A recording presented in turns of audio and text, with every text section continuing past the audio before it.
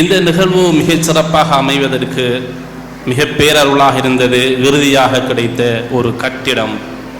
இந்த மதரசா சுமார் 5 இடங்களில் இந்த ஊரில் மாத்திரம் நடைபெற்றது.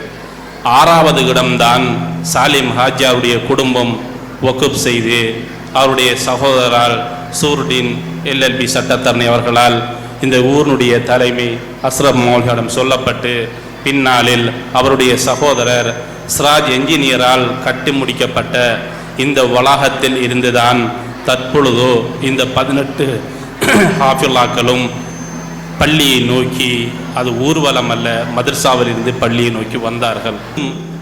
நம்மளுடைய ஊரிலே ஆசான் என்னுடைய மச்சான் நிசாம் ஆசனுடைய வீட்டிலே சுமார் 1 வருடங்கள் 2 மாதங்கள் 13 தினங்கள் அந்த வீட்டிலே நடைபெற்றது.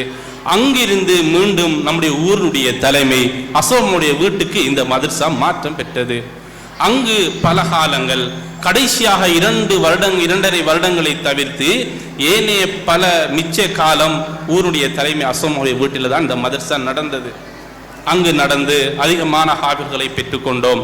சுமார் அவ்விடத்தில் மாத்திரம் சுமார் 12 ஹாஃபில்களை பெற்ற பின்னால் தான் இந்த இடத்துக்கு சாலிம் ஹாஜியார் அவர்களால் வக்ஃப் செய்யப்பட்ட, அவருடைய குடும்பத்தால் வக்ஃப் செய்யப்பட்ட அந்த இடத்துக்கு இந்த மதரசா மாற்றம் பெற்றது. அதனால் ஒரே ஒரு விடயத்தை மட்டும் வேண்டுகின்றேன்.